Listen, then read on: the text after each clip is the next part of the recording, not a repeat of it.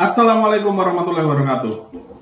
Kali ini kita akan membahas mengenai jatuhnya hak asuh anak pasca terjadinya perceraian.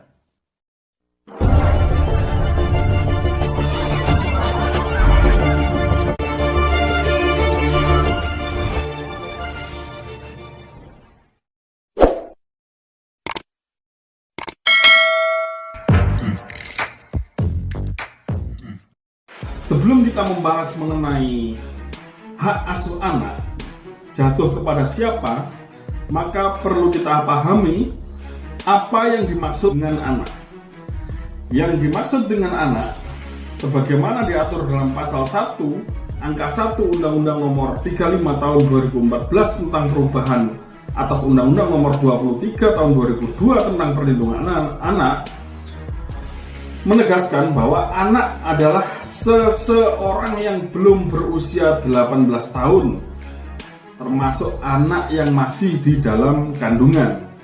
Sehingga ketika ada gugatan hak asuh anak, tapi anak tersebut yang dimaksud sudah berusia 45 tahun, maka itu bukan lagi disebut sebagai anak.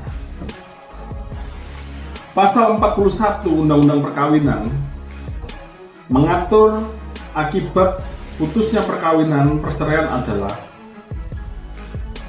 baik ibu atau bapak tetap berkewajiban memelihara mendidik anak-anaknya semata-mata berdasarkan kepentingan anak. Bila mana ada perselisihan mengenai penguasaan anak-anak, pengadilan akan memberi keputusannya.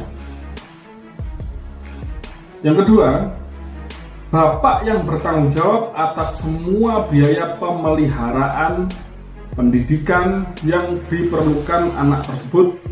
Bila mana bapak dalam keadaan kenyataan tidak memenuhi kewajiban tersebut, pengadilan dapat menentukan bahwa ibu ikut memikul biaya tersebut. Yang ketiga, pengadilan dapat mewajibkan kepada bekas suami untuk memberikan biaya penghidupan dan atau menentukan suatu kewajiban bagi bekas istri.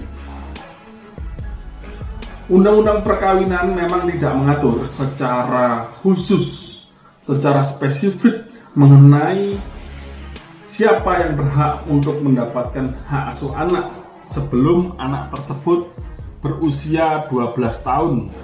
Akan tetapi hanya mengatur mengenai baik ibu maupun bapaknya wajib memelihara dan mendidik anak-anaknya, dan apabila terjadi perselisihan maka pengadilan akan memberikan keputusan. Namun mengenai hak asuh anak untuk yang beragama Islam diatur dalam kompilasi hukum Islam. Dalam hukum Islam, aturan hak asuh anak yang perceraian orang tuanya diputus oleh pengadilan agama tercantum dalam pasal 105 Instruksi Presiden nomor 1 tahun 1991 tentang penyebarluasan kompilasi hukum Islam. Jadi kompilasi hukum Islam dalam hal ini telah menjadi hukum positif di negara kita, dalam artian hukum yang disahkan setara kedudukannya dengan perundang-undangan.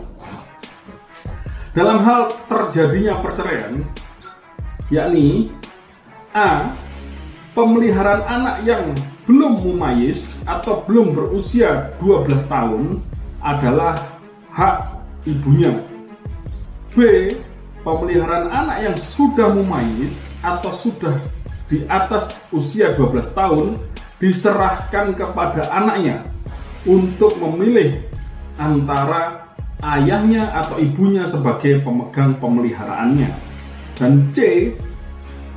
Biaya pemeliharaan ditanggung oleh ayahnya. Sehingga jelas dalam kompilasi hukum Islam, anak yang usia di bawah 12 tahun wajib ikut ibunya dalam pemeliharaan ibunya. Ketika dia sudah berusia di atas 12 tahun, maka dia memiliki hak untuk memilih ikut ayahnya atau ikut ibunya. Demikian dari saya, kurang lebihnya mohon maaf. Wassalamualaikum warahmatullahi wabarakatuh.